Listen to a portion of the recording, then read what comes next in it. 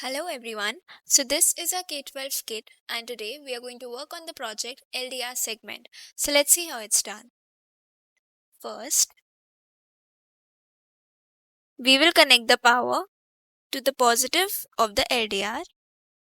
Then its negative to the ground. Then the output of the LDR to whichever segment we need to display. For example, I'm taking the A1, this one. And then it's negative to the ground. Before making the connections fully, we have lit a torch towards the LDR for the light source. Okay. Now, when this beam of light will break, the display should be there. That is, the segment is supposed to display. Now let's check. As you can see, as soon as the beam breaks,